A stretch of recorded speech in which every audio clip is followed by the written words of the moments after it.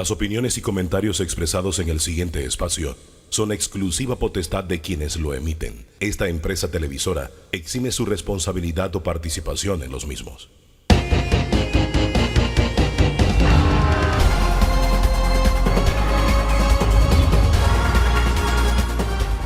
Amigos, sean todos bienvenidos a Debate Abierto. Hoy vamos a abordar un tema muy importante allí en el inicio de este programa. Oiga, y el próximo 2 de junio, precisamente, termina este primer trimestre del año lectivo 2023, marcado, a ver, por protestas, por falta de educadores, también de mobiliario, buenas infraestructuras. Y hoy contamos aquí con la participación de la ministra de Educación, Maruja Gorday de Villalobos. Ella va a hablar de todos estos temas. Oiga, papa caliente y en una silla un poco complicada, ministra, pues en este año lectivo. Y ¿sabe qué? Tenía yo esta pregunta allí. ¿Cuántos fuegos ha tenido que parar, en este caso, la titular de esta cartera? Bueno, ya está el primero, un anuncio, posible paro de labores, y hay un tema puntual con un dinero que se prometió, si la memoria no me falla, 15 millones de dólares. Arranquemos por actualidad. Ministra, bienvenida a Debate Abierto. Sí, bueno, buenos días, y la verdad que un placer estar aquí con ustedes y sobre todo poder compartir información, como muy bien lo dices, muy fresca. Yo sí quiero resaltar primeramente, nosotros tenemos alrededor de 7 mesas de trabajo con diferentes gremios, inclusive del sector docente, específicamente unos aglutinados en 2 estructuras docentes, otros independientes, gremios de instructores, gremios de directores, gremios de mesa interministerial de la comarca, y yo creo que eso es importante, poder mantener ese diálogo constructivo con ellos y solventar las situaciones que desde su entorno laboral se dan, y eso hay que entenderlo para poder generar las soluciones y las rutas de trabajo. Y yo creo que hemos avanzado significativamente. Como muy bien lo comentas, nosotros tenemos pendiente un pago de la vigencia del año 2020, cuando se da ese aumento de salario, pendiente del año 2019, luego de haber pagado más de 39 millones en vigencias expiradas como parte de esos compromisos que el señor presidente asumió los primeros 100 días, quedando pendiente eso. Y esos 2 meses le hemos hecho la propuesta en la última reunión que tuvimos en noviembre con todos, porque en diciembre, porque hemos tenido muchas reuniones posteriores con diferentes sectores, que había una propuesta de pagar al primer semestre y en la próxima vigencia del otro periodo fiscal, exactamente por todas las situaciones, sobre todo cuando hablaste de ausencia de docentes. Nosotros hemos tenido prácticamente 1.000 docentes fuera del concurso. Bastante y eso alto no solamente, la cifra, ¿eh? Sí, eso no solamente es el trámite a veces demorado que pudiera darse con temas legales, con temas administrativos, con renuncias, con jubilaciones en pleno periodo escolar, sino lo que implica a nivel de ubicar los recursos. Entonces, es lo que hemos explicado, es lo que hemos transmitido. El viernes pasado nos reunimos con uno de los grupos. Esta semana que viene, a partir de mañana lunes, nos vamos a estar reuniendo con 2 o 3 grupos más.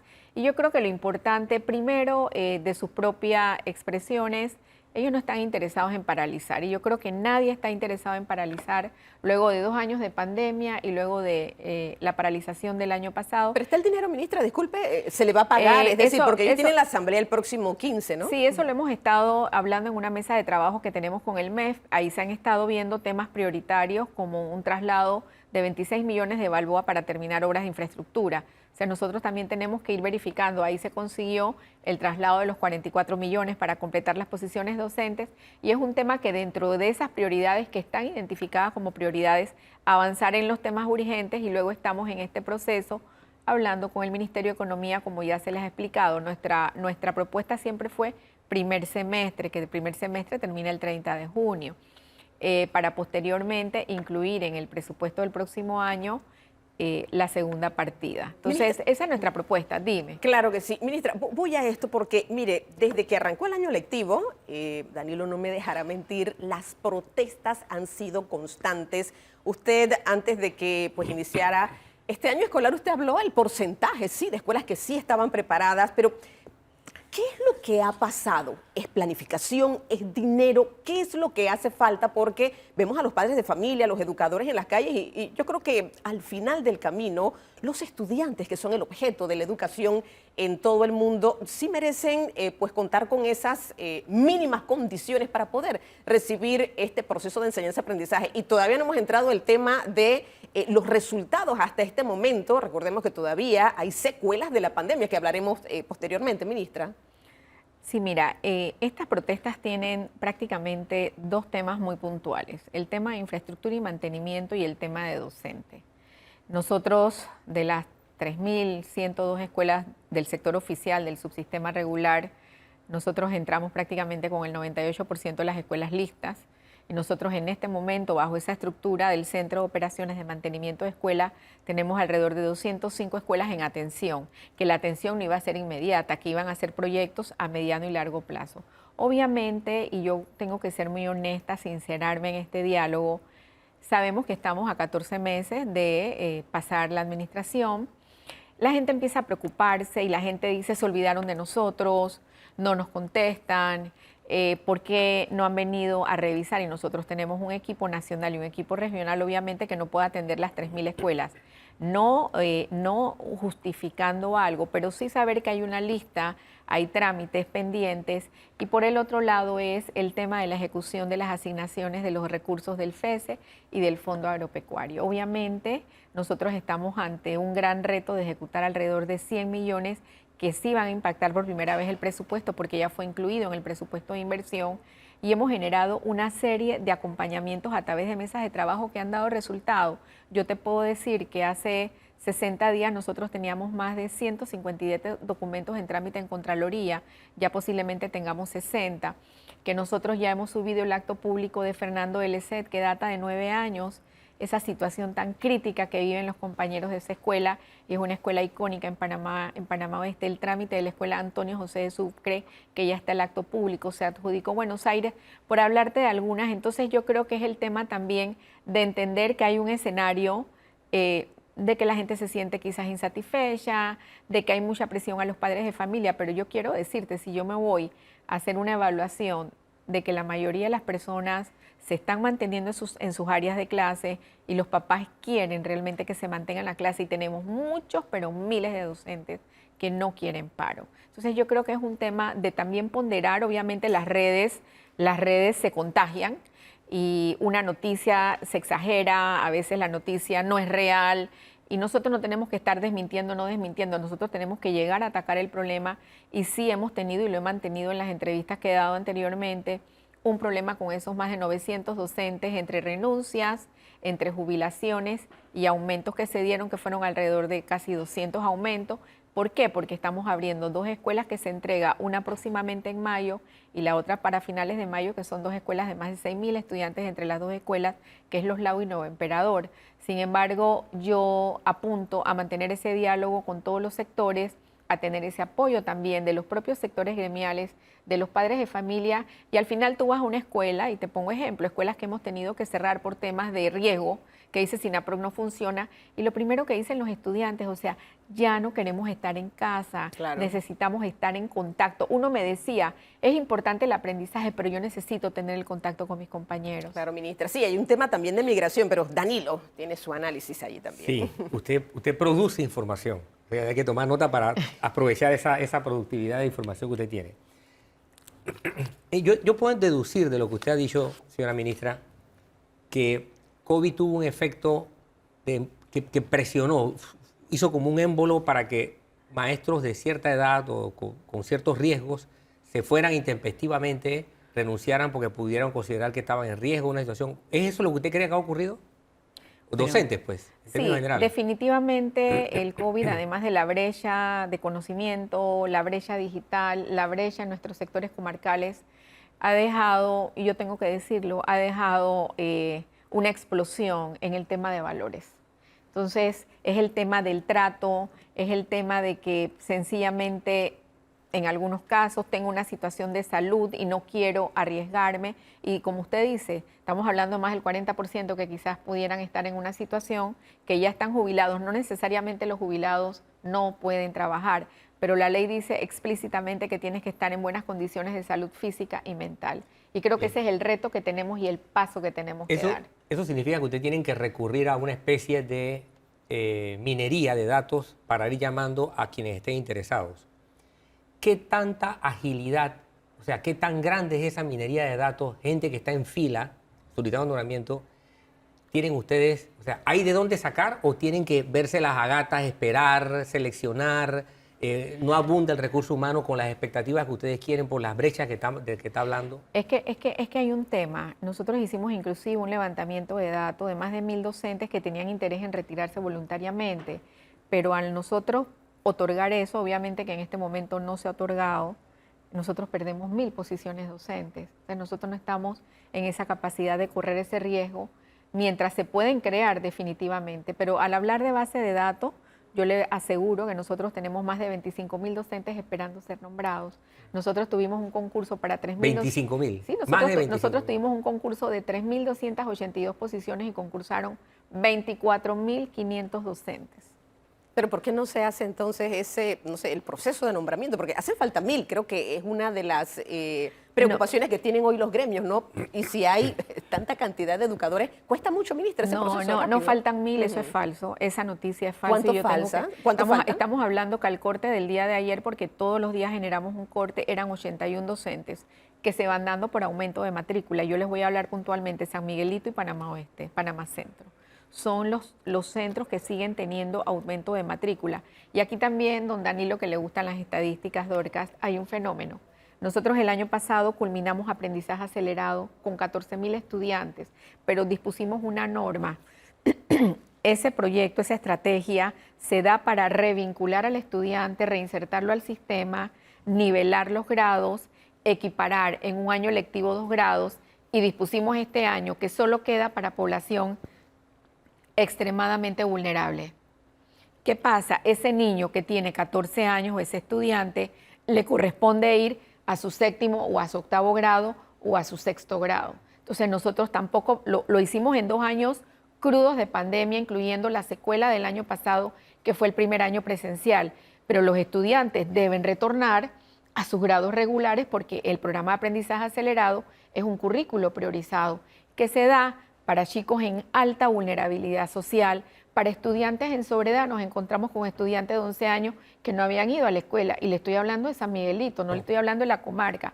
Entonces, todo eso empieza a generar temas a nivel de planificación y a nivel de recursos, porque yo sí tengo que resaltar, las organizaciones escolares del otro año se están recibiendo en junio, en mayo, y nosotros trabajamos sobre esa planificación probable. A la hora de la hora, yo incluso ayer dije, oye, pero en esta escuela están necesitando 7 docentes, se matricularon 200 estudiantes. Entonces, yo espero y yo asumo que cuando nosotros cerremos la estadística del 2024, que nos corresponde entre abril y mayo para el próximo año, nosotros podamos ver ese incremento de estudiantes en el subsistema regular, porque están pasando del no regular al regular. Ministra, en ese sentido, hay un estudio del Centro de Investigación Educativa de Panamá que usted lo recibió hace unos días y me llamaba la atención porque tenía que ver un poco con lo que Danilo estaba planteando, los resultados todavía de la pandemia, y daba cuenta que la educación a distancia para las escuelas particulares sí fue buena, no así para las escuelas oficiales. Y, por ejemplo, tenían unos datos muy interesantes que mientras los docentes interactuaban en las escuelas privadas de 16 a 20 horas, en las públicas lo hacían de 1 a 5 horas, y el retraso era o de un año completo o que se traduce en un grado completo. Es decir, las consecuencias sí fueron severas. Mi pregunta puntual es, hasta este momento, ¿qué retroalimentación ha tenido usted como ministra de Educación de ese proceso de enseñanza-aprendizaje? ¿Cómo están los estudiantes en este momento recibiendo la enseñanza? Y hay que ver el otro tanto, también la evaluación de los docentes, que creo que se está preparando también esa encuesta, ministra. Sí, mira, son 2 ámbitos totalmente diferentes, pero se complementan. A nivel de evaluación, nosotros hemos avanzado con los diferentes técnicos que representan los diferentes sectores gremiales en la modificación del decreto 100, que data de más de 40 años y que establece las funciones del personal docente del Ministerio de Educación y establece una serie de responsabilidades, de roles y funciones. Sin embargo, nosotros sí tenemos ahora mismo una mesa de trabajo con el tema de los ítems de evaluación, y eso es un tema que no es un tema que se resuelve en 3 ni en 5 meses, eso va a llevar su proceso, sobre todo que estamos pasando a otros estándares de evaluación. Sin embargo, a nivel de retroalimentación, yo sí te tengo que decir, tuvimos un hallazgo, y ustedes lo saben, donde tuvimos una gran cantidad de estudiantes que tuvieron que ir a recuperación académica. De esa gran cantidad, yo no en este momento no lo tengo así exactamente, pero te puedo hablar que el 95% retornó a sus grados y continuó. Sin embargo, yo te puedo hablar de que nosotros ya estamos teniendo a nivel de reportes de que nosotros hemos aumentado la tasa de escolarización entre el 2019 y 2022 de un 96% a un 99%. La tasa de matrícula y la tasa de escolarización. O sea, eso es importante para nosotros como sistema educativo. Fue un sistema flexible, se dieron más oportunidades, se tuvo más recursos. Sin embargo, sí es importante resaltar que la información que tú das, UNESCO establece que para los sistemas educativos, sobre todo la educación oficial en los países, representó 1.5 años de pérdida en grado y en tiempo. Y esa es una realidad. Yo no te puedo decir que eso es taxativamente para el 100% de los estudiantes, porque tuvimos escuelas donde los niños en primer grado aprendieron en el primer trimestre con sus maestros a distancia, con teleclases y con todo. En cambio, en otras no. Y la mayor brecha la pudimos ver el año pasado en ese retorno y en esa nivelación que fue difícil, que fue compleja, que fue un proceso de adaptación no solo de los estudiantes, sino de los docentes también. Este año es diferente, ¿no? Este año nosotros lo percibimos diferente y yo te puedo hablar de que la prueba que nosotros hicimos cerrando el año lectivo 2022 a nivel de primero a tercer grado reportó un 60% de mejoramiento del aprendizaje de la lectura y escritura. Vamos a tener nuestra prueba muestral en el mes de agosto sobre las competencias lectoras de nuestros niños. Definitivamente el CIEDU se convierte en ese receptor de información que se genera y fuimos parte de la creación y somos parte de la directiva para poder generar estrategias y políticas públicas que apunten a esa data científica que quizás antes carecíamos como sistema educativo y como Ministerio de Educación. Entonces yo creo que lo importante es tener la capacidad de sincerarnos, de presentar las estadísticas tan duras y crudas que son muchas veces, pero empezar a retomar e ir buscando estrategias de apoyo realmente para ir cerrando esa brecha. Claro, Danilo, tenemos los 2 minutos finales aquí con la ministra. Sí, me corregirá usted. Antes de la pandemia, a Panamá le estaba costando ajustarse a los 6 años de premedia y media. Y el estudiante estaba envejeciendo hasta 9 años en esta etapa de su vida escolar. ¿Se nos ha empeorado este escenario que ya Panamá tenía crítico? Habría que esperar lo que nos dicen las pruebas. Yo sí le tengo que decir que hemos mejorado la cobertura de 75 a 1 en premedia, pero tenemos un crecimiento lentísimo en la culminación de la educación media. Y ese sigue siendo el gran reto de nuestro país. Al final yo puedo tener una excelente cobertura en primaria, puedo aumentar la cobertura en primedia, pero si yo no logro que ese estudiante culmine esa trayectoria de 14 años, nosotros seguimos teniendo. Aparte de ser una tragedia para ese estudiante, claro, es también una tragedia económica. Y de desarrollo para el país. Concluimos, Danilo, entonces. Así es.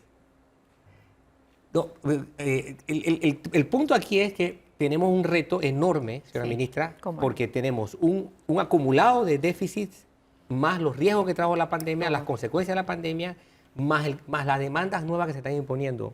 Y usted, por lo que anoté aquí, tiene $50 millones en la Asamblea pendientes de ¿cómo se llama?, de crédito extraordinario. Sí, tenemos algunas... Lo tendrá, son 26, 24, son 50. ¿Lo tendrá usted? No, perdón, quizás no me expliqué. 26 para infraestructura y 24 para... nosotros recibimos el traslado. Ya. Ya lo recibimos. Nosotros recibimos el traslado de los 26, el traslado de los 44. Sí tenemos solicitudes de créditos adicionales como el resto de las instituciones y sabemos lo que costó para este gobierno y para el país tener un subsidio de combustible. Lo que ha sido tener otro tipo de subsidios que a su vez inhiben la capacidad de inversión de las instituciones, sobre todo en la de nosotros. Sin embargo, nosotros sí tenemos pendiente la asignación de partida para el pago de los docentes y otros compromisos como servicios básicos y otros, pero en esa mesa de trabajo al menos hemos logrado ya lo que usted acaba de decir. Ministra, para cerrar nada más, ¿el presupuesto del Meduca cuánto es y cuánto se ve en planilla? Sí, el presupuesto en este momento está alrededor de 1.956 millones y se nos va 86% en la planilla docente. 86%. Bueno, muchísimas gracias a la ministra de Educación, Maruja Gorday de Villalobos, por hablar de un tema tan complejo, ministra, sobre todo por todo lo que ha pasado con la pandemia, todavía hay secuelas, hay consecuencias, hay muchos retos. Recordemos, el presidente denominó la educación como la estrella de este gobierno, pero a veces cuesta mucho que alumbre. Ahí se está haciendo ese trabajo y creo que es parte de todo, de padres de familia, de docentes, de estudiantes, para echar a andar adelante la educación, que es tan importante para el desarrollo de todo país. A la ministra, mil gracias por habernos acompañado. Oiga, y el ministro de Obras Públicas va a estar con nosotros, Rafael Sabonge. Él dijo, el 2023 será un año de una alta ejecución en proyectos. Mire usted, la inversión arriba de 1.200 millones de dólares. El tema es, ¿lo ve el ciudadano de a pie? Vamos a ver qué responde el ministro cuando retornemos de la siguiente pausa. Acompáñenos, esto es Debate Abierto.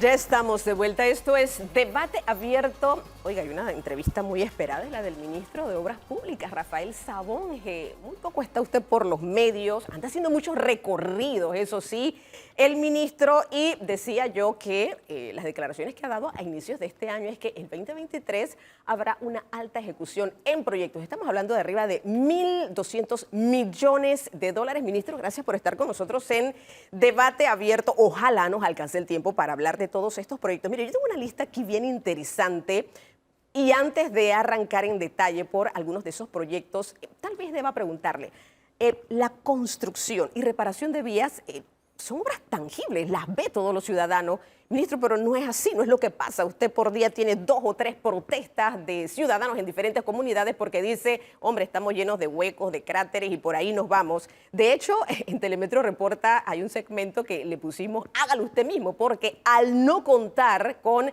la reparación de esas vías, ministro, las personas han tenido que buscar a ver cemento, piedra, arena y han tenido que construir sus propias vías. ¿Por qué no lo ve el ciudadano? Si estamos hablando de ejecuciones, bueno, usted dijo 2023, pero sé que en otros años también se ha estado haciendo un trabajo el Ministerio de Obras Públicas. Bienvenido a Debate Abierto. Muchas gracias, Dorcas. Muchas gracias por la invitación, por tenernos acá, por darnos el espacio.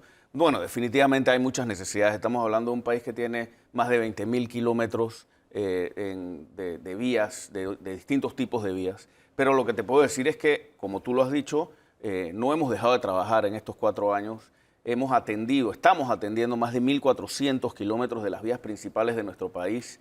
Ahora se puede ver en la ciudad de Panamá cómo efectivamente lo estamos haciendo. Este también. año, ministro, ¿no? Que se le ha metido como que más velocidad. Correcto. Este año estamos ejecutando, son más de 20 proyectos con financiamiento, cerca de 1.200 millones de dólares en obras que estamos ejecutando, como tú bien lo dices, obras que están generando empleos.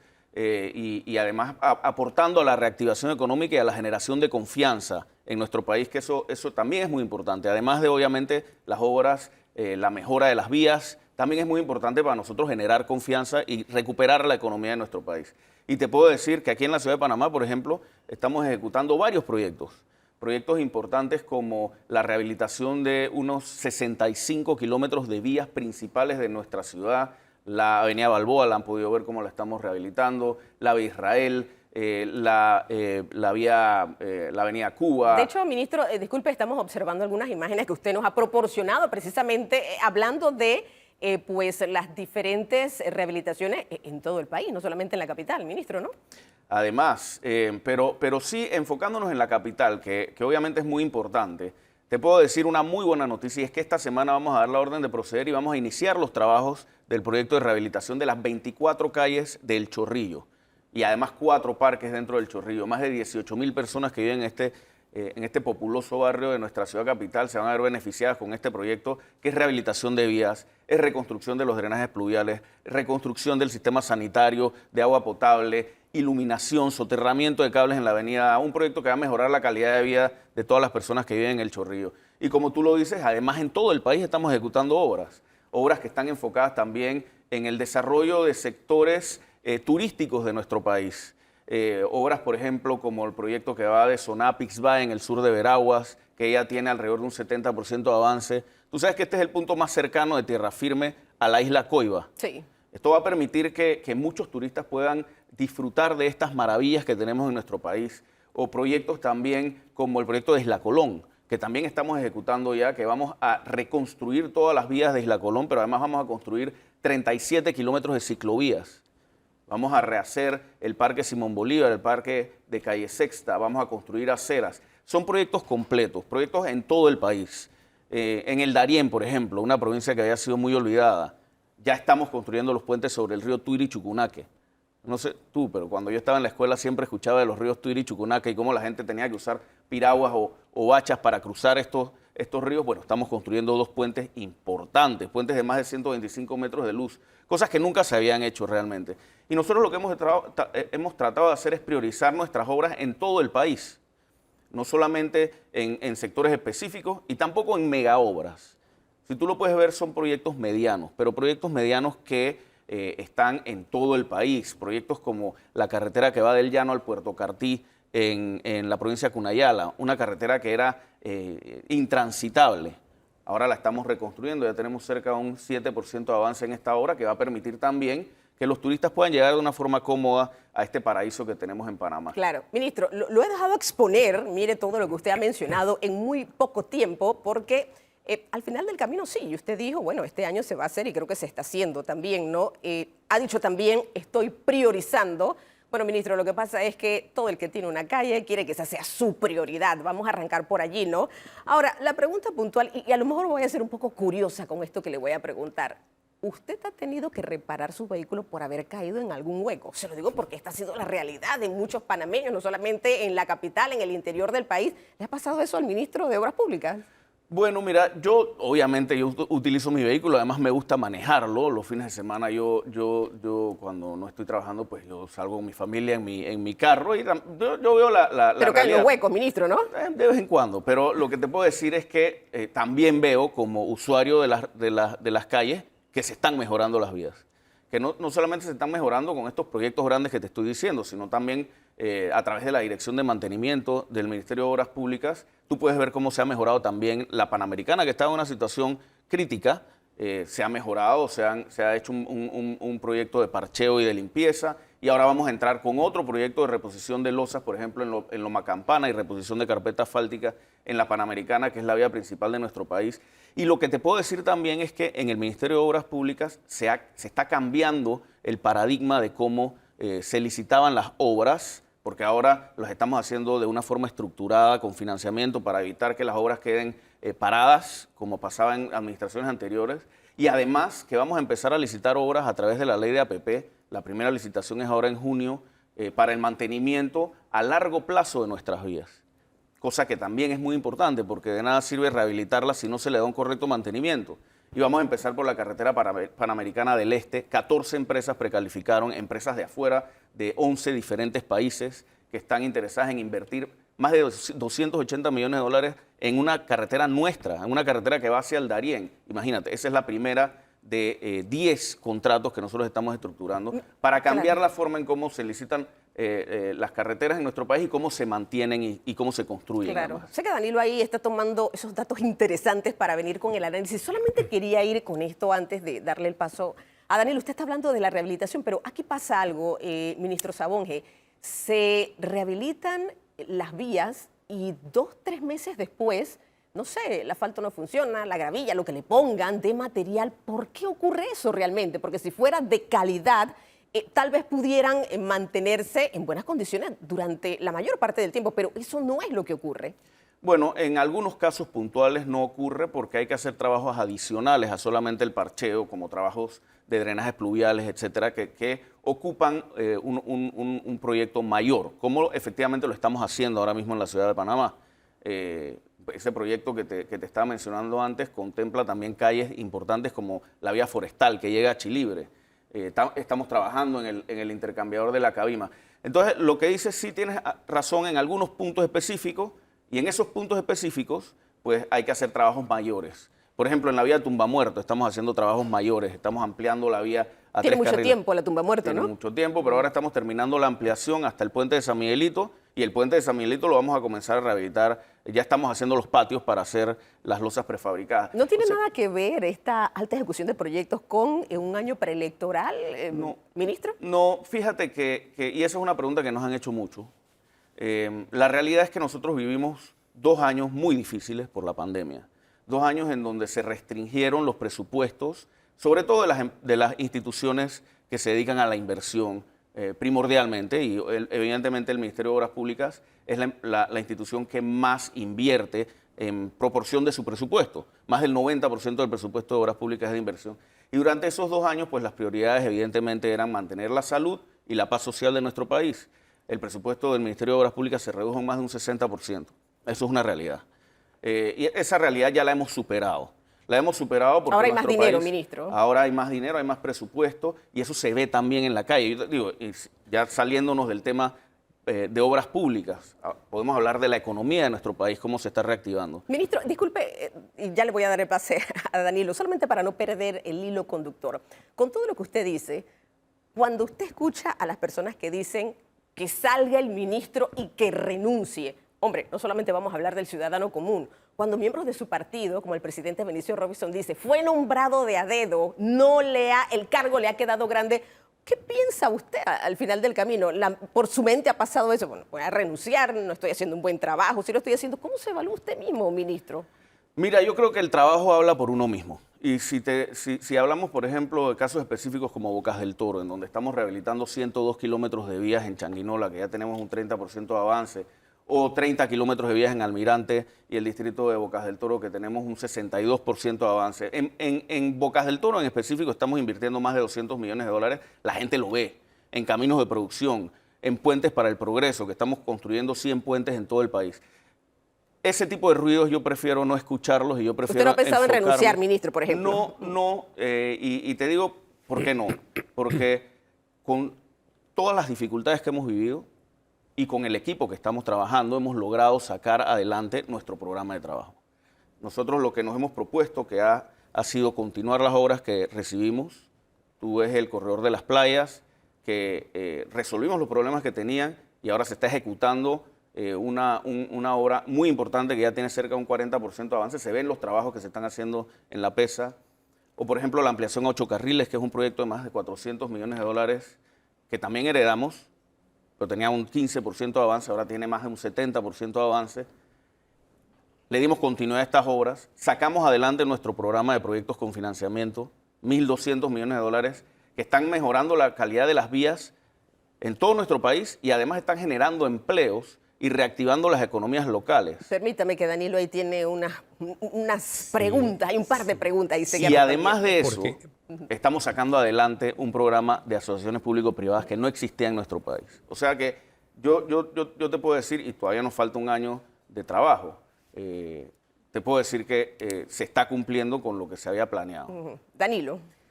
Es que había tanto que preguntarle al ministro, pero bueno, del menú habrá que escoger.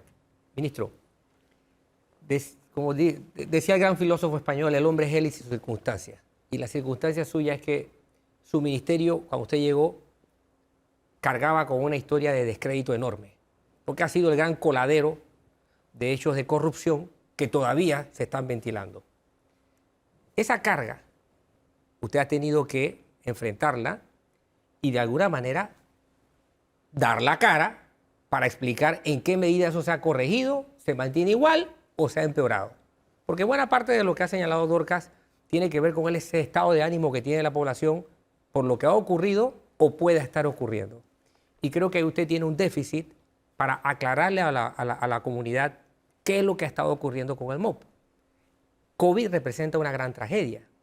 Pero aparte de eso, en pleno 2020, la Corporación Andina Financiera, CAF, le entregó al gobierno, no sé si usted ha tenido oportunidad de verlo, un estado del arte del sistema vial de Panamá. ¿Usted lo conoce? Sí. Bueno. Bien. Allí deja ver claramente las fortalezas, las debilidades y las amenazas de lo que usted administra. Y muchas de las obras que usted mencionó, que son importantísimas, como lo de Panamá Oeste, prácticamente cuando termine ya van a estar copadas, muchas de las obras. Porque el crecimiento de Panamá, en su parque vehicular, por ejemplo, así lo demanda. Y usted no cuenta con un presupuesto para darle mantenimiento a las obras que ya existen. ¿Qué va a dejar usted? Porque nada más le queda un año de vida política. Sí. Bueno, hay dos temas, ¿no? el tema de que cuando uno construye más capacidad, también induce más demanda en la red vial. Eso es cierto. Ahora, hacia Panamá Oeste, también tenemos que tomar en cuenta que se está construyendo la línea 3 del metro, que esto sí representa un cambio en el tema del tráfico para las personas que lo van a usar. Sobre el tema del mantenimiento, pues precisamente por eso estamos estructurando este programa que se llama el Programa de Carreteras de Panamá, que lo estamos haciendo, uno de los 7 contratos es con el BID, lo estamos estructurando con el BID, y los otros 6 con la Corporación Financiera Internacional. Son los primeros proyectos APPs que estamos licitando. Son proyectos que van a abarcar las 2.000 kilómetros de las vías principales de nuestro país. Eso es nada más el 10% de la red vial, pero sobre ese 10% transita el 80% del parque vehicular de nuestro país. Y estos proyectos son proyectos de rehabilitación y mantenimiento a largo plazo. Son proyectos que tienen 1 año de preconstrucción para su cierre financiero, 2 años de reconstrucción y 15 años de mantenimiento y operación. Bien estructurados de acuerdo a las posibilidades presupuestarias a largo plazo que tiene nuestro país. Porque ese es el principal problema, doctor, que yo he visto que ha ocurrido en las obras que se han licitado en Panamá, que no se estructuran financieramente a largo plazo. Nosotros nos encontramos con muchos proyectos que habían sido licitados con $100.000 de partida presupuestaria, eran proyectos de más de $10 millones. Tuvimos que resolver esos problemas, pero lo hemos hecho. Los proyectos nuevos que hemos licitado, todos tienen una estructuración financiera a largo plazo y eso permite que sean sostenibles. Pero su déficit es enorme. Usted no tiene los recursos para darle mantenimiento. O sea, en el estudio del CAS se ve clarito lo que usted tiene y lo que CAS recomienda que debe haber para mantenimiento. Con lo que hay, no con los nuevos proyectos, con los proyectos que existen actualmente. Entonces, usted no va a poder cumplir mínimamente las expectativas de la población y esos disgustos que mencionaba Dorcas van a mantenerse. Y la gente, con mucha razón, le va a hacer un juicio final a usted duro. Entonces, ¿cómo lo va a resolver? Porque la plata no la tiene. A menos que yo me esté equivocado y usted me corrija ahorita. No, usted tiene toda la razón. No se tienen los recursos necesarios para cubrir todas las necesidades que tenemos en nuestro país. El presupuesto es limitado. Por eso es que tenemos que hacer de cierta forma una regla de Pareto y buscar la forma de priorizar los proyectos que benefician a la mayor cantidad de nuestra población. Y los proyectos que le he mencionado, que Ministro, están distribuidos en todo el país, eso es lo que buscan. ¿Cuánto queda por fuera? Porque me parece que el análisis es importante. No hay dinero, obviamente. Usted dijo en algún momento, es un sueño decir que vamos a reparar todas las calles, pero ¿cuánto está quedando por fuera? Porque yo me imagino que en su plan inicial usted tuvo una meta, un objetivo, y usted de allí, con tanto recorte, va a decir, bueno, de esto solamente puedo cumplir con esto. ¿Cuánto está quedando por fuera? Para que el panameño ya esté preparado y a lo mejor su calle no es la que le van a reparar, ¿no? Bueno, Se patadón de aguantar la protesta. fíjate que, como te dije, estamos atendiendo en este momento más de 1.400 kilómetros de vías en nuestro país. Y con el proyecto de calles de Panamá debemos dejar licitados o estructurados otros 2.000 kilómetros de vías.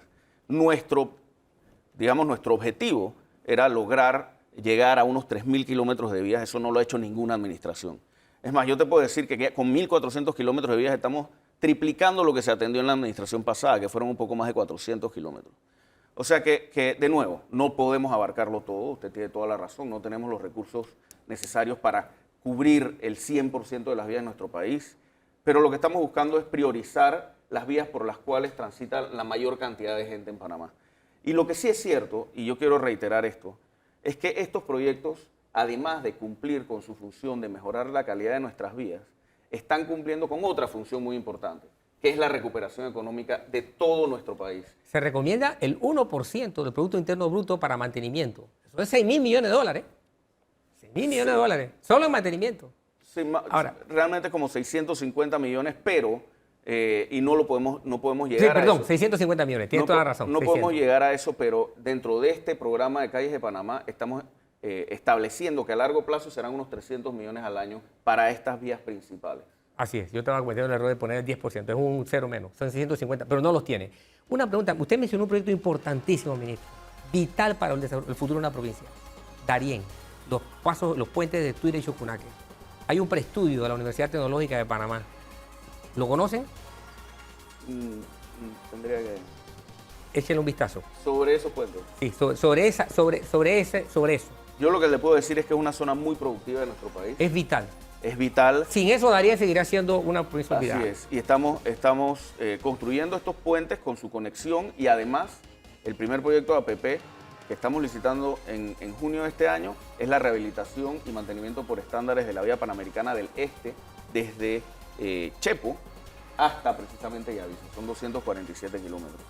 Bueno, muchísimas gracias al ministro de Obras Públicas, Rafael Sabón. Hay mucho todavía que quedó por abordar definitivamente. Está el tema de los puentes modulares. Oiga, también se nos quedó por fuera línea 3. Bueno, cuarto puente sobre el canal. Ya tendremos otra oportunidad, ministro. Desde allá lo comprometemos para hablar de estos temas interesantes. Vamos a ir a otra pausa, pero mire, una reciente encuesta señala que el desempleo es la principal preocupación de los panameños, pero algunos expertos han hablado y han dicho, ¿se puede tener un crecimiento económico sin empleo? Vamos a abordar ese tema en breve. Aquí quédese con nosotros, vamos a una pausa, será muy breve.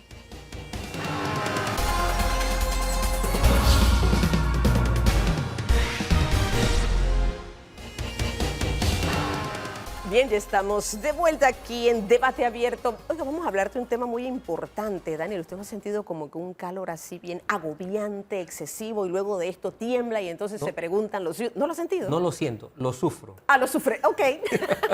Oye, esa aclaración es muy válida. Y precisamente tenemos aquí a la ingeniera Luz Graciela de Calzadilla, directora del Instituto de Meteorología e Hidrología. Con ella vamos a hablar de este tema. Mire, vamos a hablar del fenómeno del Niño, pero antes... sáquenos de esta duda. Muchos panameños nos preguntan, a ver, calor tiene algo que ver con temblores y comienzan las personas a asustarse. Acláranos ese aspecto, ingeniera Luz Graciela. Bienvenida a Debate Abierto. Sí, bueno, muchísimas gracias por la invitación. Parto diciendo que no tiene nada que ver. Salvo del ser humano, lo demás no. No tiene nada que ver. Es decir, el tema de temperaturas altas es absolutamente independiente del tema de sismicidad que tiene que ver con placas tectónicas, con movimientos internos, con liberación de energía.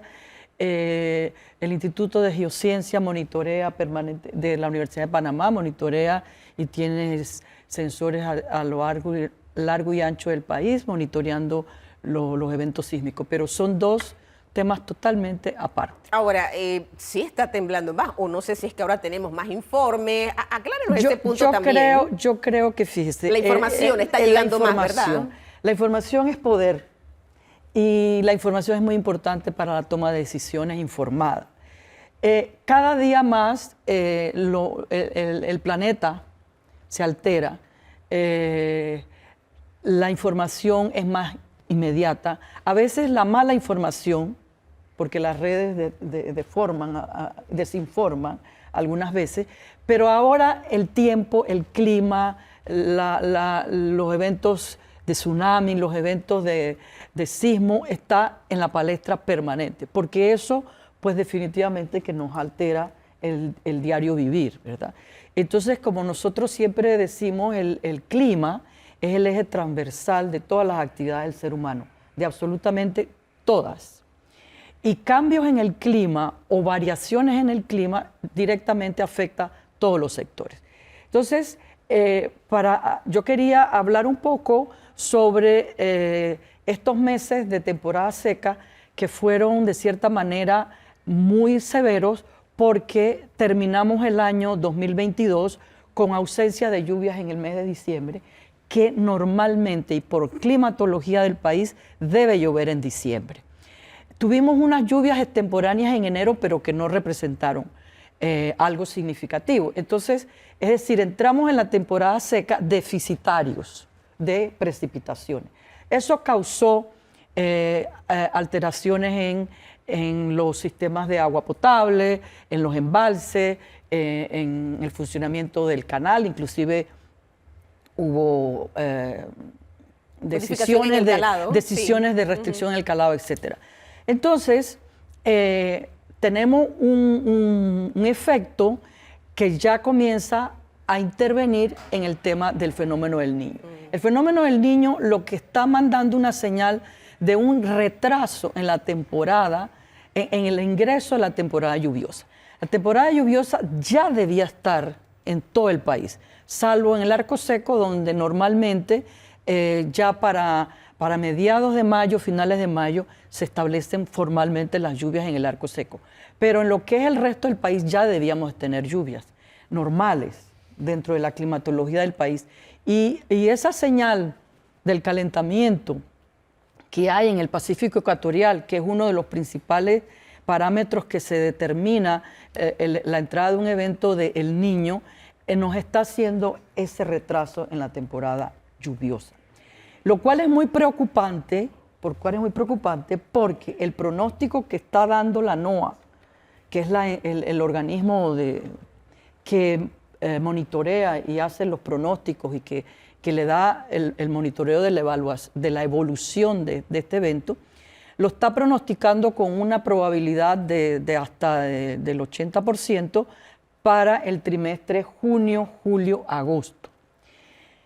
Eso, por supuesto, que si nosotros no tenemos bien establecido la temporada lluviosa y nos viene un evento niño que para Panamá representa una disminución de las lluvias, un aumento de las temperaturas, un aumento de la evaporación, todo eso conjugado pues nos va a poner en aprietos con relación al, sobre todo el sector agropecuario, el sector salud, suministro de agua potable, inclusive generación de electricidad. Claro. Nosotros estamos viendo que eso sí lo monitoreamos, los embalses de Bayano, de Fortuna y de Changuinola que están, que ya han venido bajando porque los aportes no están siendo los que corresponden a esta temporada de transición. Así que ya el Centro Nacional de Despacho, que es una dirección de TESA,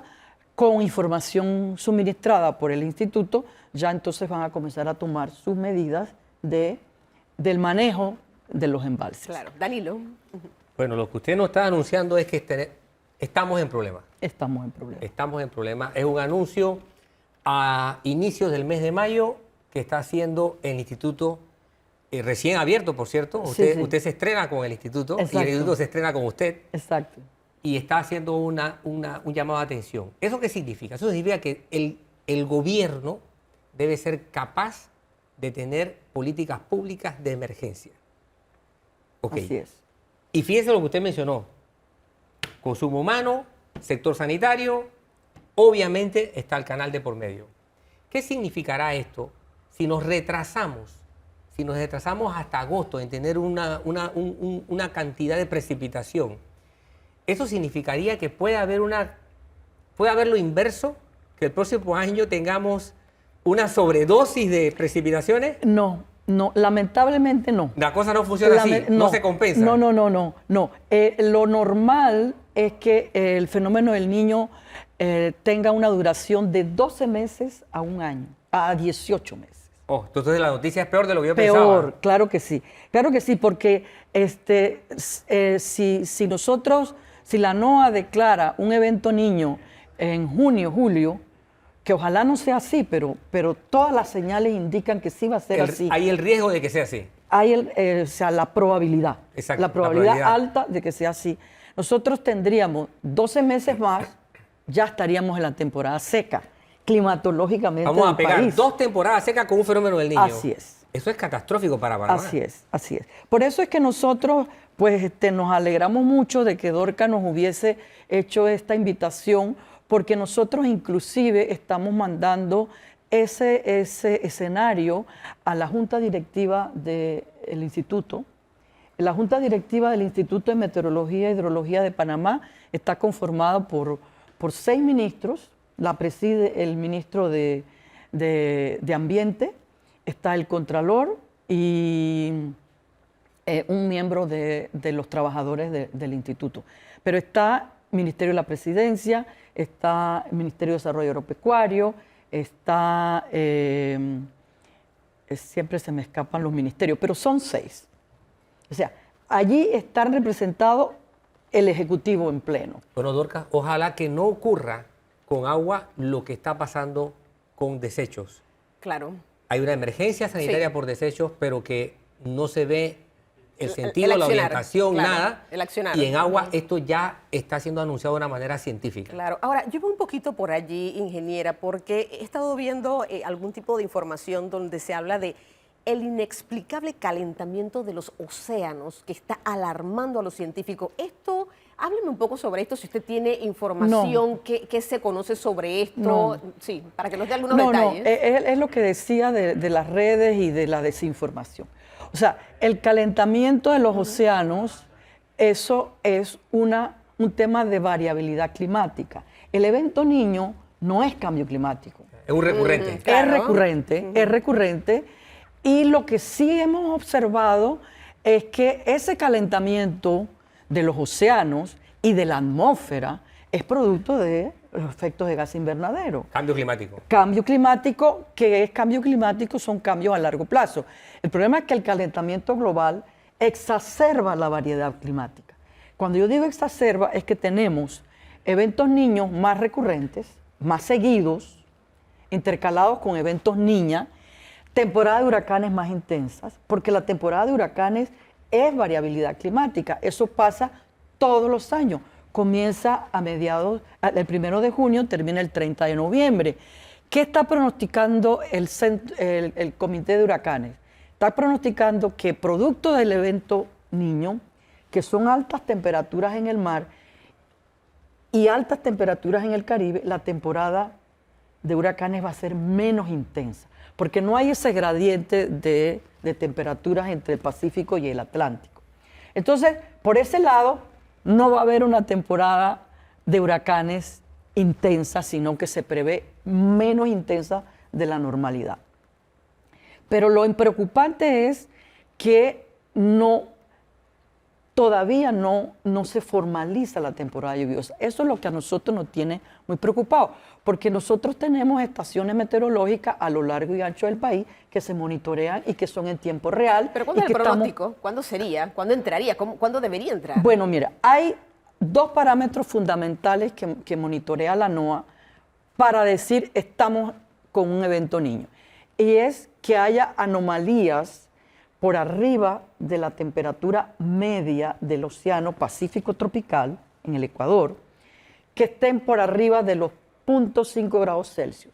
Es decir, si en el semestre o en el trimestre, junio, julio, agosto, la temperatura promedio del Pacífico es de 24 grados, por ejemplo, el que tenga 0.5, que sea 24.5, estamos en un evento Niño. Sin embargo, en Panamá, cuando nosotros tenemos 0.3 y ya estamos en 0.4, nosotros comenzamos a sentir los efectos. Ok. Ahora, sin embargo, me llama la atención que hay lugares del país en los que no ha dejado de llover. Ejemplo, Bocas del Toro. Pero es Bocas que del Toro está toda verde. Sí, pero es que esa es la climatología del Caribe. En el Caribe llueve todo el año. Yo tengo aquí una gráfica muy rapidita que... Si nos muestra cuál es el número y la mostramos inmediatamente en pantalla, ingeniera. Nos da el número y con mucho gusto la mostramos. Sí, en la... El título. El título es el pronóstico probabilístico de ENOS, donde están las gráficas donde nos dice el pronóstico. Pero yo creo que esa gráfica creo que no la mandé, pero solamente como un dato de información es que en el Caribe, en promedio, llueve 4.219 milímetros. Y en el Pacífico llueve 2.617. Cuando nosotros hablamos de promedio, estamos hablando de una información que va desde 1981 a 2022. Eso se llama media climática. Eso se llama media climática. Son 30 o 40 años de registro. Entonces, en el Caribe va a llover siempre. Sin embargo, el año 2022 hubo lluvias por debajo de lo normal, pero sin embargo sigue lloviendo. ¿Es esta gráfica, ingeniera, que estamos viendo en pantalla en este momento? Sí, en esa gráfica lo que nos muestra es el acumulado de lluvia del mes de abril, ¿verdad? Ve lo que digo, ahí está Bocas del Toro. Sí, exacto. O sea, en Bocas del Toro ha llovido menos, pero si usted se fija, la media histórica es altísima. Altísima. Entonces, aun cuando llueva menos, Es donde más llueve. Es donde es donde más claro. llueve, efectivamente. Y ahí mira Los Santos, donde no hay lluvia. Entonces, esa es una gráfica importante para entender un poco la climatología del país y lo que pasó en el mes de abril, que nos está arrastrando a que mayo no se normalicen las precipitaciones. Ahora, ingeniera, aquí se habló de reuniones con las instituciones que tienen que ver con este tema para tomar algunas medidas. Se hablaba de racionalizar el agua. Todavía no hemos llegado a este punto. Ellos decían, bueno, tenemos que sentarnos con las personas que conocen del tema, pero veo que todavía no Sí, hemos llegado hasta allá, ¿no? Sí, o sea, nosotros desde el mes de marzo estamos hablando con el sector agropecuario. Hemos tenido reuniones con él y recientemente, hace 2 semanas, tuvimos una reunión con el viceministro, mostrándole este escenario, pero fíjese, hace una semana el escenario no era tan grave. Ya con una semana que pasó, ya la temperatura del mar se está disparando. Entonces, en ese momento, nosotros le dijimos, bueno, hay que comenzar a tomar medidas porque ante los 12 meses de una duración se nos va a montar otra temporada. El otro temporada. Exacto. Entonces, en el día de antes de ayer, con el Ministerio de Desarrollo Agropecuario nosotros tenemos una actividad que se llama Mesas Agroclimáticas Participativas, que la hacemos en las provincias de Chiriquí, Veraguas, Darién todavía no entra, Los Santos, Herrera, Coclé y Colón. En esas mesas nosotros llevamos la información de cómo se va a comportar el clima, pronóstico, los próximos 3 meses, y en términos de temperatura, en términos de lluvia, de humedad relativa, de brillo solar, de horas de sol, etc. Entonces, allí en esas mesas participa el Ministerio de Desarrollo Agropecuario, participa la UIRSA, que es una organización que tiene que ver con salud animal y salud vegetal, y los productores, los extensionistas, el ISA, el IMA, el BDA, porque dependiendo de lo que nosotros decimos en términos de precipitaciones y de qué es lo que se espera en los siguientes 3 meses, asimismo el ISA toma medidas de si asegura o no asegura, el BDA presta o no presta en los diferentes rubros.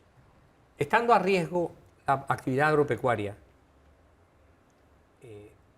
habría que pensar lo mismo para agua para el consumo humano. Por supuesto. Porque habría que recurrir mucho a agua subterránea. Y esto es un recurso limitadísimo, además tiene su grado de improbabilidad. En sus conversaciones con estas instituciones o con el IDAN, por ejemplo, Panamá tendría que preocuparse por el hecho de que agua para el consumo humano se convierta en un serio ámbito de déficit de aquí a 12 meses. Lo que pasa, licenciado, es que aquí nosotros tenemos 2 Panamá. Tenemos el Panamá del área metropolitana, ¿no? Panamá Oeste, el norte, el este, donde está concentrada la mayor cantidad de población, ¿verdad? Entonces, ¿cuántos ríos tenemos? El Cháguare, que es el principal recurso para el canal y también para el agua potable, tiene ese dilema de la competencia del uso del agua. Entonces, los aportes, o sea, ¿cómo le digo? Ahorita mismo nosotros estamos en una situación complicada, pero la hemos tenido en otros momentos. O sea, el fenómeno del Niño no es este. El fenómeno del Niño viene desde registros de los años 1800. Y el monitoreo ya con registro viene desde los años donde ni siquiera se hablaba. Lo tuvimos duro en 2019. Claro, y tuvimos un evento niño 2015-2016 que fue un mega niño, que las temperaturas se subieron por arriba de los 6 grados Celsius de la temperatura promedio. Entonces, a lo que voy es que en el resto del país, las fuentes de agua, como no tienen esa tal competencia, no hay ese problema. O sea, van a recargarse, van a entrar en su normalidad. Nosotros le estamos haciendo un estudio al IDAN, casualmente, de cómo se han manifestado las lluvias y cómo van a ser en los próximos meses la recarga de todas esas fuentes de agua donde tienen tomas, ¿verdad? Pero en el área metropolitana sí que tenemos ese problema, ¿no? Que el Cháguere es la única fuente. Bueno, creo que es un tema muy interesante donde todos los panameños debemos estar o prestar mucha atención. Yo creo que la ingeniera ha explicado con lujo de detalle, sobre todo, Daniel, este tema de calor, temblor. Bueno, ya sabemos que no es así, ¿no? Para aquellos que tenían sus dudas. Pero al fenómeno del Niño sí hay que prestarle muchísima atención y con el tema de este recurso hídrico tan valioso para los panameños, tenemos que saber administrarlo. Ya depende de cada uno, porque yo creo que este tema también es importante, poder internalizarlo, tener esa reingeniería social que de alguna manera nos ayudaría a todos con este tema que no solamente es de Panamá, es del mundo entero y es una de las principales preocupaciones que existe con el tema del cambio climático. Vamos a ir a otra pausa comercial. Y en breve vamos a estar hablando de otros temas interesantes aquí en Debate Abierto. Quédese ahí.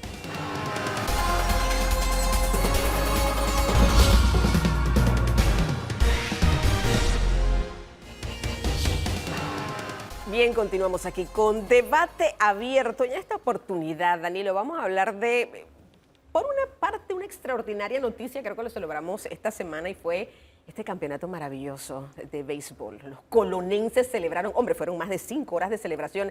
Y ¿sabes qué me llamaba la atención? Porque hay que decirlo, colonenses mismos nos escribían a nuestras redes sociales y decían, esto es una protesta porque somos campeones sin un estadio, sin un coliseo, y no solamente para el tema del béisbol, sino para diferentes disciplinas. Hoy se encuentra con nosotros Michael Chen, muy conocido, es un líder en esta provincia, él es el presidente de la Cámara de Comercio de Colón, y vamos a arrancar por este tema porque siempre que Michael está con nosotros, hombre, hay que decirlo, es un joven muy apasionado. Él se apasiona mucho por su provincia y es precisamente porque quiere cambios. Y aquí es donde viene la gran interrogante. Hombre, ¿cuántas administraciones gubernamentales no han pasado? ¿Y qué ha ocurrido con la provincia de Colón? Exactamente nada. Ojo, y voy a decir esto, tiene gente preciosa, con mucho talento, porque ese es Colón, y no quiero que las demás provincias se sientan por lo que estoy diciendo, pero yo creo que Colón se le puede sacar tanto provecho, Michael, gracias por estar con nosotros en Debate Abierto, pero no lo es. Y mira, este tipo de protesta muy particular y que ha traído mucho orgullo a la provincia. Vamos a arrancar por este tema. Michael, gracias por estar en Debate Abierto. Gracias, Dorcas. Antes de empezar, yo no puedo dejar de felicitar a los Correcaminos de Colón. Y la mejor hazaña de ellos no fue ganar la final solamente, sino devolverle la esperanza, fe y alegría a todo un pueblo que constantemente es estigmatizado, estereotipado y señalado. Y es más, eso nos debe servir como fuente de inspiración a todo un país que sin un estadio, esos jóvenes demostraron que la capacidad y la sagacidad del colonense va mucho más allá de cualquier estadio. Y ese es el mensaje claro y contundente que queremos mandar el día de hoy, Dorcas. Y asimismo, como se unieron miles de colonenses para apoyar al equipo, también nos tenemos que unir los empresarios, la sociedad civil, para abordar cada una de las situaciones en la provincia de Colón y no estar mendigando. Y lo peor de todo es que lamentablemente, dentro de un par de días, esa luna de miel de la victoria Se acaba. se acaba. Y nuevamente vamos a regresar a lo mismo de estar pidiendo por las bombas pluviales, de estar pidiendo por el estadio, por el hospital, por las carencias, para una provincia que lo tiene todo para salir adelante. Oye, pero yo pensé, Michael, que ya con esto, y ustedes tenían una fecha de cumpleaños del estadio, no sé, las autoridades no se han comunicado, no ha pasado absolutamente nada. Con respecto al estadio, vamos a dar un poquito de un update de qué es lo que está ocurriendo con el estadio. Dicen que hay entre un 30 a 40% de avance, que la fecha de entrega era para diciembre del 2023, ahora enero del 2024. La verdad es que manejamos la misma información que ustedes y el colonense está cansado de mareos, de promesas, no solamente de este gobierno, sino de muchos otros gobiernos que realmente no cumplen. Y si ustedes se ponen a analizar si hay una obra o si hay un plan de acción o de ejecución para la provincia de Colón que le dé la competitividad, que le renueve la esperanza al colonense, ustedes háganse esa pregunta para ver si de verdad hay algún enfoque para Colón, si somos importantes para el país. Aportamos el 17% del Producto Interno Bruto, la provincia que más aporta per cápita a las arcas del Estado. Entonces, ¿de qué estamos hablando, señores? Y es el momento de que los empresarios, la sociedad civil, todos alcemos la voz de una manera respetuosa, responsable, en base a datos, pero que se noten los cambios en la provincia de Colón. Ahora, todo podemos ligarlo a la irresponsabilidad o al incumplimiento de las administraciones gubernamentales, o los colonenses tienen también una cuota que aportar en todo esto, porque creo que es parte y parte, o me estoy equivocando, Michael. Así es, y yo quiero resumir todo como este sancocho de situaciones que conspiran contra Colón, y empecemos haciendo un análisis de qué es lo que está sucediendo, y se lo resumo con una sola frase, que es falta de sentido de pertenencia de todos, sociedad civil, empresa privada y gobierno local y central. ¿Por qué digo esto? Los negocios más grandes de la República de Panamá, ¿a dónde empezaron? En Colón. Lamentablemente han ido migrando hacia otras latitudes y el desarrollo comercial no ha ido de la mano con el desarrollo social, cultural, artístico y el empoderamiento de las personas, por un lado. Por otro lado, el gobierno no ha invertido lo suficiente. Se dice que la provincia de Colón es la que más aporta, pero cuando analizamos la cantidad de dinero que se reinvierte en la provincia, no es cónsono con lo que se aporta. Y tercero, a la sociedad civil, que generalmente con la apertura de la carretera transísmica y la autopista Panamá-Colón decide irse a la capital a hacer sus actividades de recreación. Es por eso de que todos se están yendo y somos pocos los que quedamos en la provincia y se nos ha olvidado consumir local, devolverle a Colón el brillo que merece y necesita. Y ese es un pequeño análisis en un par de minutos de lo que realmente está sucediendo. Y el día en la cual nos demos cuenta todos de que tenemos la joya mejor escondida de Panamá, va a ser el día en la cual Colón va a volver a brillar. Yo estoy seguro que Danilo está completamente de acuerdo con eso. Colonense también, Danilo, ¿no? Por supuesto. Aquí soy parte interesada. En esta parte del programa soy parte Puntualmente. Soy parte interesada, así que voy a hablar con toda la subjetividad que el caso me permite. Don Michael, Colón es una ciudad que tiene toda la fenomenología social para decir lo absurdo que es la condición, lo insostenible, lo absurdo y lo intolerable que debe ser. Fíjese que yo coincido con usted en que fue una protesta genial, creativa, el haber llegado en grandes cantidades a presenciar el campeonato con ese entusiasmo. Y espero que las autoridades sepan leer eso. No fue una pachanga, no fue una parranda, fue una protesta.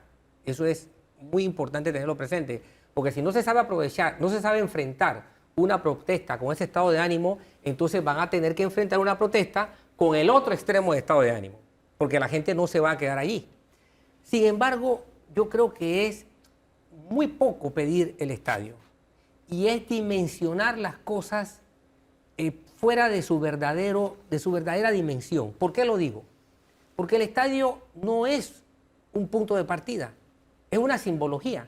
Colón tiene más de 200 centros escolares y preguntaría, ¿cuáles de esos centros escolares tienen canchas deportivas con las mínimas condiciones? Que es donde realmente los chicos se van a formar para algún día dar el rendimiento deportivo que podrán dar. Entonces, Colón hay que ver, y yo estoy seguro que no pasa el inventario de esas 200 y tantas escuelas, de las cuales menos de 30 son particulares, que no tienen condiciones para que los niños practiquen algún deporte con un mínimo de aceptación. Y yo quisiera saber si, por ejemplo, la Cámara de Comercio o alguien en Colón está enfocado a ver esos déficits que están a escala de niños y jóvenes. Hablemos un poquito de esto, Danilo, y démosle a los que nos escuchan y nos ven una radiografía de esos proyectos. En enero del 2023, el gobierno hizo un listado de 23 o 24 proyectos en la provincia de Colón. Y más allá de esos proyectos, nosotros le hemos dado un top 5, top 6 de prioridades entre urgentes, súper urgentes y extremadamente urgentes que deben atacar en este año de gestión que le queda al gobierno. Y hablemos de cuál es ese top 5 de prioridades. Número 1, obviamente el tema de las bombas pluviales, porque estamos en riesgo de inundación en la provincia de Colón. Número 2, el tema de la situación hospitalaria, en donde la provincia necesita 700 camas y nada más cuenta con 300 el Hospital Amador Guerrero. El tema de la educación, en donde hay 206 centros escolares, en donde el 10% de estos centros no cuenta con luz o energía, otro porcentaje no cuenta con internet, y así nos vamos. Un sinfín de situaciones. El otro tema es el tema de la basura, aunado a las inundaciones, que empeora toda la situación. El tema de la infraestructura vial, que hace un par de días daba uno de los peores casos, que es la avenida Randolph. Entre tantas situaciones que merece atacar el gobierno, obviamente sabemos de que no lo van a poder solucionar, pero tan siquiera darle ese llamado de atención al gobierno para que solucionen este top 5 o 6 de situaciones que creo que pueden ayudar. Y el estadio es importante porque le devolvería la fe y la esperanza y mandaría ese mensaje de que a través del deporte, el arte y la cultura podemos sacar a la provincia de Colón adelante. Desde la Cámara de Comercio nosotros hemos hecho un informe de estos proyectos y de la priorización de los mismos para que el gobierno le preste atención, y estamos encima para que de aquí a que se vayan, que tan siquiera puedan cumplir con estas prioridades urgentes para la provincia de Colón. ¿Qué garantiza que eso sea así? ¿O ya ustedes tienen que poner la esperanza en la próxima gestión gubernamental? Yo nunca me olvido de la promesa de un presidente el primer día que asumió su cargo y fue y habló de la Casa Wilcott. Y el último día que salió, lo que vimos fue algo muy deprimente. Una sábana grande, algo tendido ahí, nunca se hizo nada. Y esto solamente a lo mejor es un pequeño ejemplo, pero ¿cuánto ha ocurrido realmente? ¿Cuántos cambios han ocurrido? La verdad es que son muy pocos. Hablemos del papel de las autoridades locales, las autoridades centrales. Algunos dicen que hacen su trabajo, otros que no. Pero ahí está el problema, las autoridades locales. Es una mezcolanza, tal como te dije, de las autoridades locales y también de nosotros mismos, la sociedad civil y la empresa privada. Pero debemos empezar con las autoridades y que sea la misma población la que le ponga una calificación. Al final, aquí en Panamá todos saben quién es quién. Todos saben si los gobernantes, las autoridades hicieron su tarea o no. Lo que sí les puedo decir es de que cada 5 años vienen las autoridades, el gobierno viene y va, pero las empresas y la sociedad civil queda con los mismos o peores situaciones de las que teníamos. Entonces, el día, tal como lo he dicho, que nos demos cuenta de que la sociedad civil y la empresa privada se tiene que unir, indistintamente del gobierno que venga a la provincia de Colón o a nuestra república, va a ser el día en que Colón va a salir adelante, tal como ocurrió en Medellín o en otras ciudades a nivel mundial, que la sociedad civil despertó en conjunto con la empresa privada para mandar esa señal de que somos nosotros los que tenemos que sacar a la provincia adelante, Dorcas. Sí.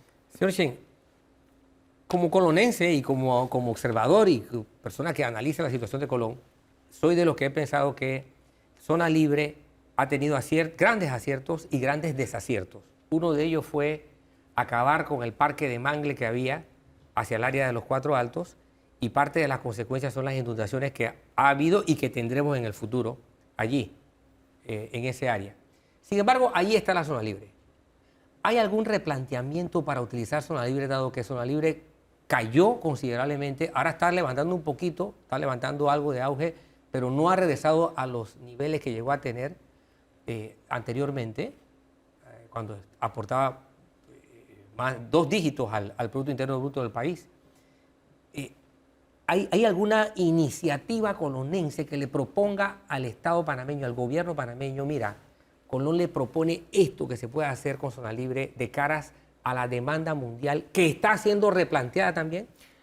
Demos un poquito de historia. 1919, la Cámara de Comercio de Colón propone la creación de una zona franca, y no fue hasta 1948 que el gobierno panameño decide apoyar a la Cámara de Comercio y crea la Zona Libre de Colón. Les tomó 28 años.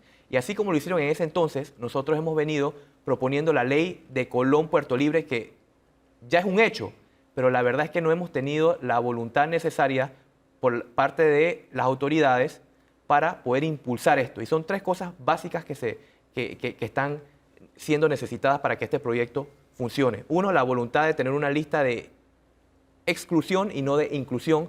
Número 2, los fondos. Y número 3, el mercadeo y la plataforma tecnológica para que todo esto funcione.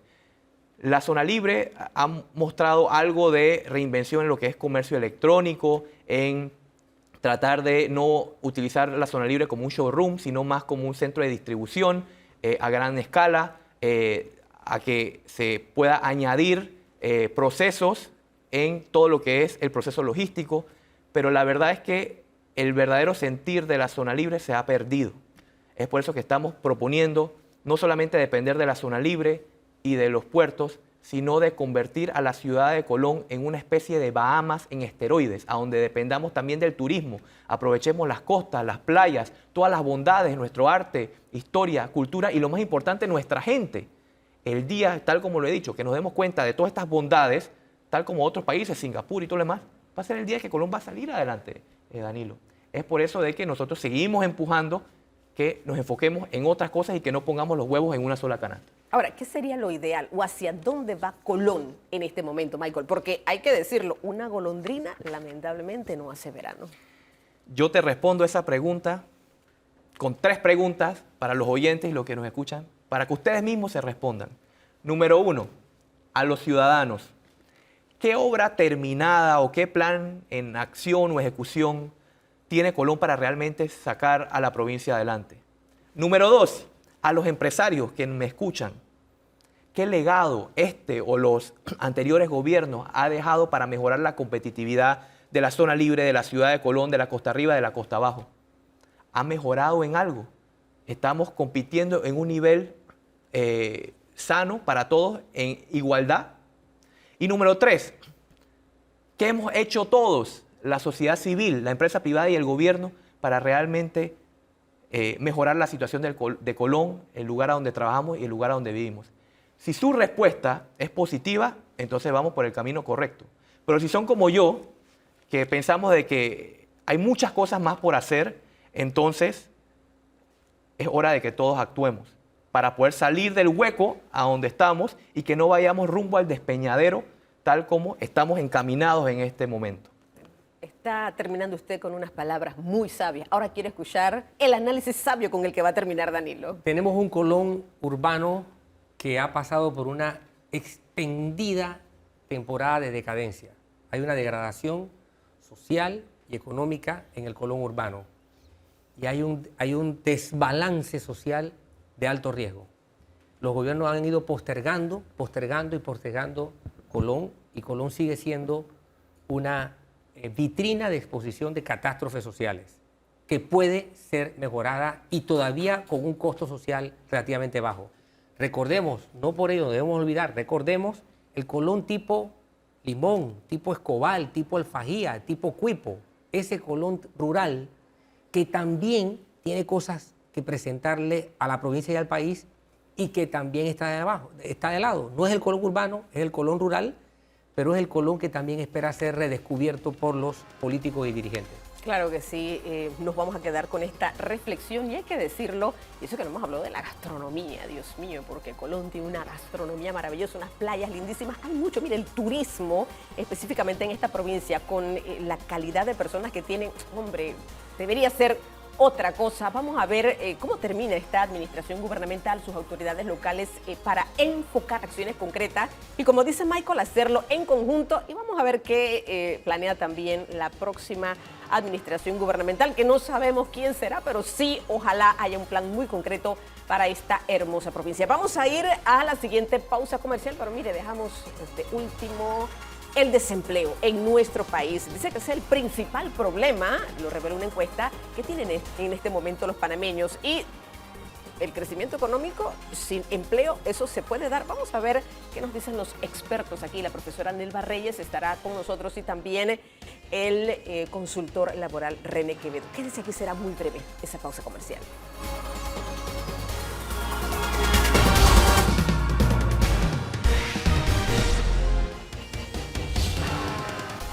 Bien, amigos, seguimos aquí en Debate Abierto y hemos dejado este tema interesante para el final del programa, el tema del desempleo. Mire, una reciente encuesta dice que este tema específicamente es el que más preocupa a los panameños, hombre, porque sí, se está acabando, a ver, el vale digital, ya no todo el mundo lo tiene como al inicio. Sí se ha visto mucho el tema de reactivación económica. Y tal vez una de las preguntas, y los expertos lo han hablado, es: ¿puede haber un crecimiento económico sin empleo? Bueno, contamos con la participación del ingeniero químico, consultor empresarial René Quevedo, también la dirigente, ya la conocemos, la profesora Melba Rey. Vamos a hablar sobre este tema que me parece importante. Arranco con usted, ingeniero. ¿Eso existe? ¿Crecimiento económico sin empleo? ¿Es esto posible? Sí. La economía y el empleo se están recuperando, pero a velocidades diferentes. Que ya estamos a nivel de Producto Interno Bruto por encima del 2019. Sin embargo, en el primer trimestre del 2023, Mitradel tramitó 65.000 contratos laborales versus 101.000 en el primer trimestre del 2019. Al mismo tiempo, generábamos 3.000 nuevos informales por mes. En el 2019, hoy generamos 10.000. Estamos generando entonces 36% menos empleos formales y más del triple de los informales que antes de la pandemia. Yo solamente quiero abrir un paréntesis ahí, porque el tema de que se contrate no necesariamente significa que esa persona se va a quedar con el empleo. Muchas veces me llaman nuevamente y me dicen, aquí tiene su carta de renuncia o llega un mutuo acuerdo, etcétera, lo que pueda pasar. Y entonces no necesariamente estoy diciendo que esa persona realmente vuelve a tener su posición o el trabajo que tenía 82% antes. de los contratos laborales que tramita Mitradel son temporales, son definidos o por obra terminada. Imagínese.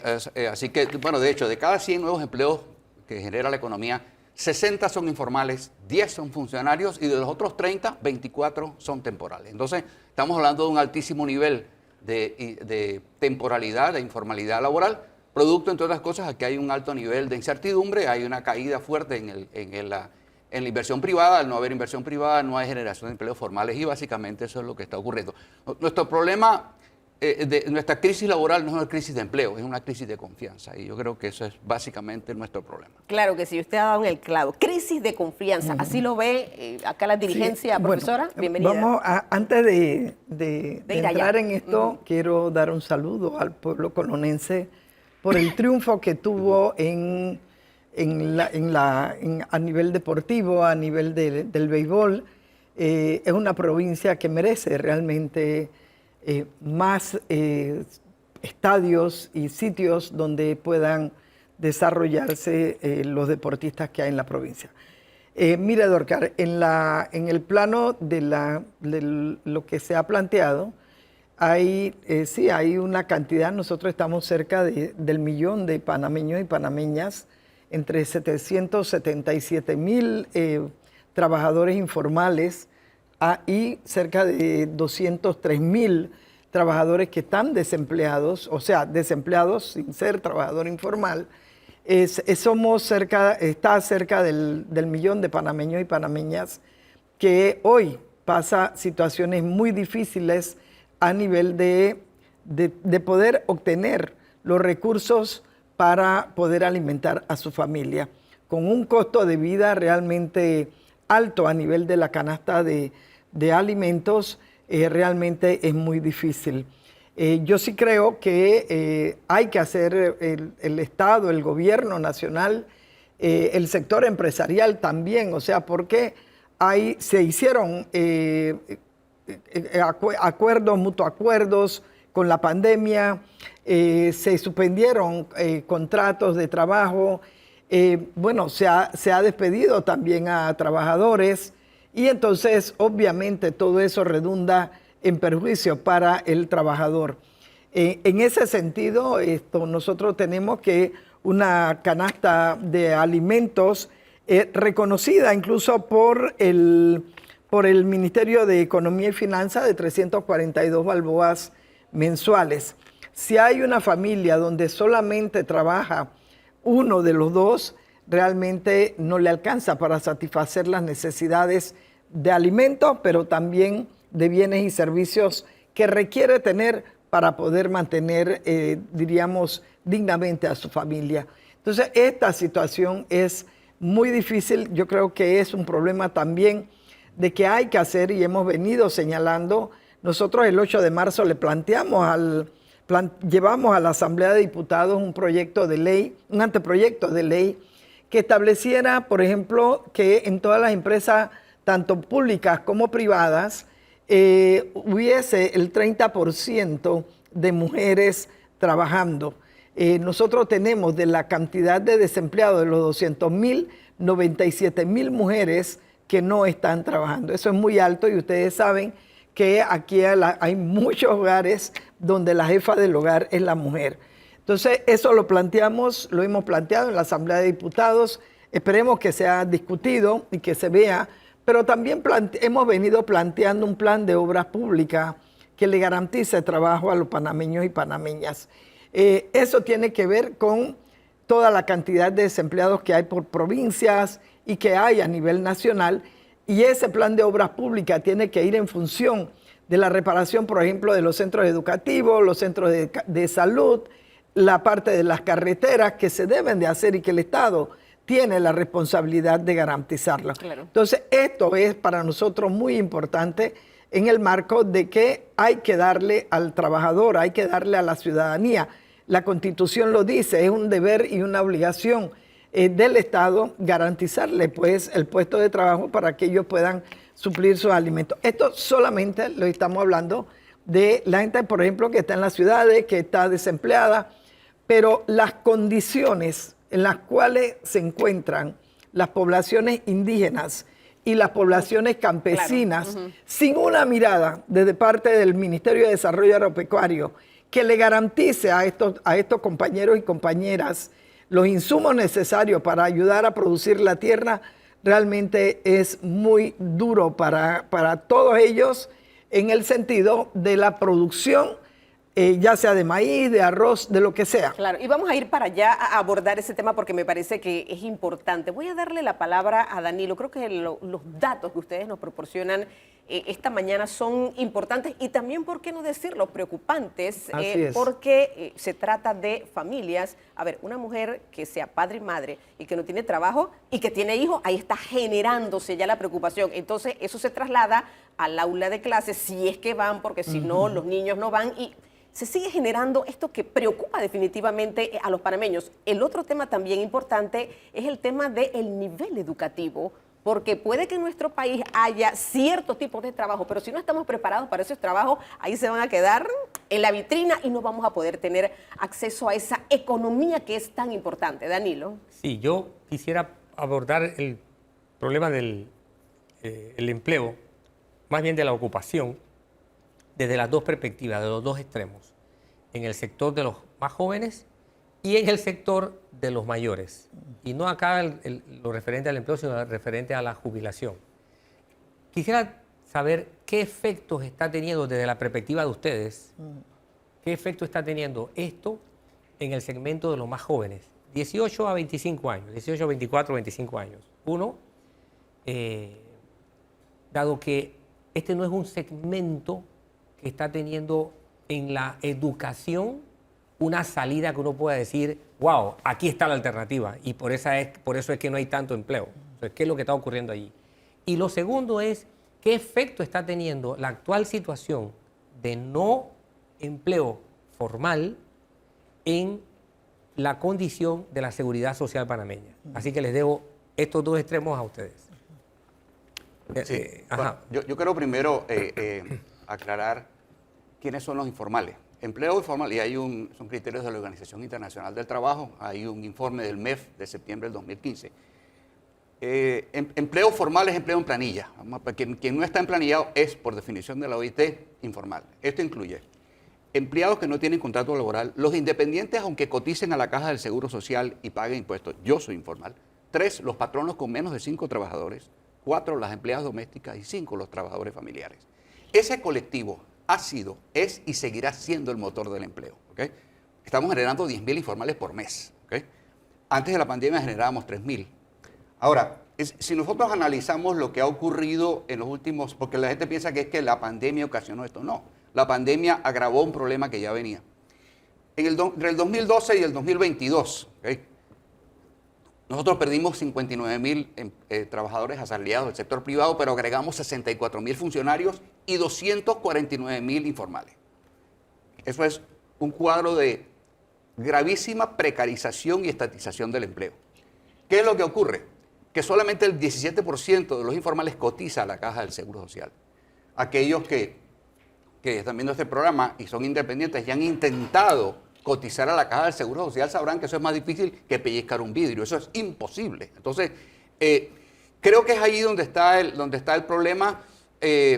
Si vemos, hay una directa relación entre inversión y generación de empleo formal. Si nosotros no generamos empleo formal, la Caja del Seguro Social está condenada a muerte, hagamos lo que hagamos. Entonces, creo que definitivamente tenemos que abordar la generación de empleo formal como punto número 1, pero la incorporación de los informales al régimen de cotización. O sea, debemos hacer las dos cosas a la vez. Entonces, creo que definitivamente estamos ante un reto. Insisto, nuestro problema no es de empleo. Los puntos de referencia entre octubre del 2021 y abril del 2022, que es la última información que tenemos de la Contraloría, se generaron 101.000 empleos.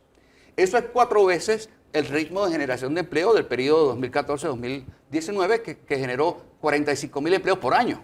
Aquí generamos 101.000 en 6 meses, pero la mayoría fueron informales. Entonces creo que definitivamente estamos en una situación complicada. El problema que está ocurriendo es que la precarización está muy focalizada en los sectores, los 6 sectores que generan las 2/3 partes de los empleos en el país: comercio, construcción, turismo, industria, logística y otras actividades de servicio.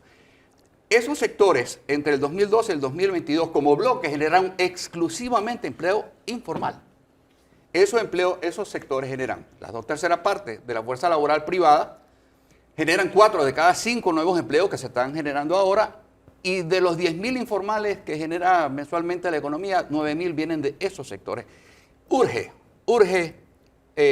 reactivar la confianza, retomar la confianza en el clima para la inversión privada en esos sectores, porque si no hay inversión privada no habrá generación de empleo en esos sectores y seguiremos generando informales. ¿Por qué ha sido tan difícil esa generación de confianza? O sea, eso ahorita mismo no estamos bien en ese punto. No, una de las cosas que nos está matando es la burocracia. O sea, hay demasiado trámite. Tenemos una planilla estatal sobredimensionada, empezando por ahí, ¿ok?, que está siendo financiada con préstamos. Vamos a empezar por ahí. Pero aparte de esto, si le preguntamos, obviamente la situación del turismo es diferente a la situación de la construcción, pero un común denominador en el sector privado es la excesiva burocracia, tramitología, permisología, aparte de que el gobierno no paga. ¿Okay? Hay una deuda muy grande que tiene el Estado con los proveedores del Estado, y es muy difícil poder generar empleo si hay esa incertidumbre.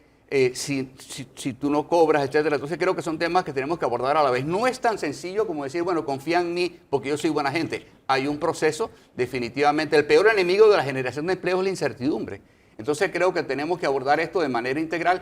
El tema de la Caja del Seguro Social a mí me preocupa muchísimo, porque se nos está acabando el tiempo, ya no hay manera de patear la pelota más Ahora, allá. ingeniero, la premisa suya es, sin la consideración adecuada de la informalidad, la Caja de Seguro Social está condenada. Es correcto.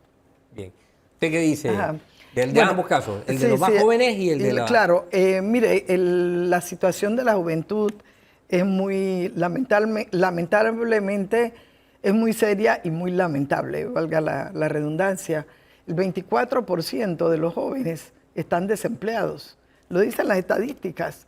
Entonces, no hay una política de parte del Estado, de parte también del sector privado para garantizar ese trabajo a estos jóvenes. Porque si bien la OIT ha indicado que para que haya un trabajo decente debe de tener seguro social, debe tener una jornada laboral, debe tener un salario y debe tener pago de sus prestaciones. Eso es lo que ha señalado la OIT que se debe de dar. Pues con los trabajadores informales, salvo alguna, como el que ha señalado el señor Quevedo, salvo algunas excepciones o ese 15%, los demás no lo tienen. O sea, no cubren esos aspectos que dice la OIT que se debe de cubrir. Lo otro es, mire, cuando un joven busca un trabajo, yo le digo, nosotros ahorita mismo tenemos un seminario en la CGTP y la gran mayoría de los que están ahí son jóvenes indígenas. Y esos jóvenes ya terminaron su universidad, pero todos están sin trabajo, Danilo, todos. Entonces, ¿qué es lo que ellos han indicado, ¿no? Además de que, bueno, se graduaron de todos hay, de todas las especialidades hay, busque un trabajo.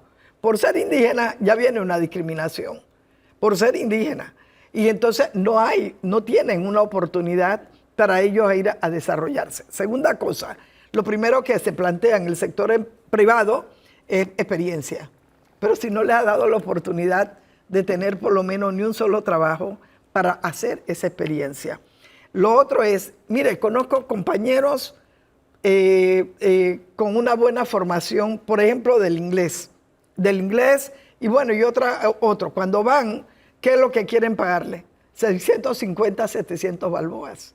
Cuando son personas que ya han venido profesionalmente. Entonces, hay ese problema de parte del sector privado del pago de estos compañeros que vienen con una preparación.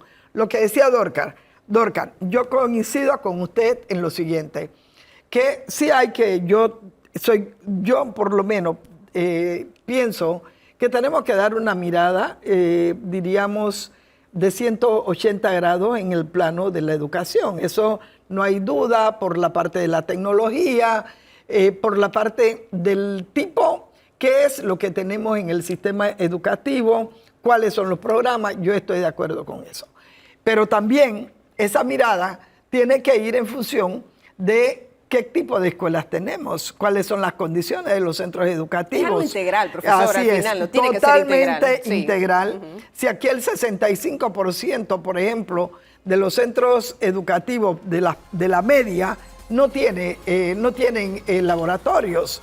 Entonces, eso es lo que hay. O sea, no es venir y hacer un levantamiento como lo ha venido haciendo Meduca o el gobierno, que queremos la estrella, pero si es que esa estrella ni siquiera se mira para ver cuáles son las condiciones que estamos. Acabamos de escuchar al señor de la Cámara de Comercio de Colón, lo que decía de la situación de las escuelas en Colón. Claro. Bueno, y esa realidad que hay en Colón la hay casi a nivel nacional en todos los centros educativos. Claro. Entonces, en este sentido, yo sí creo que hay que tener una política, y esa política tiene que ir, y hemos planteado en el caso de lo del Seguro Social, sí, nosotros estamos planteando que los informales paguen la cuota obrero-patronal. Ese es un que tema, eso podría profesora. contribuir no solamente con lo del seguro, sino que la seguridad es un derecho humano.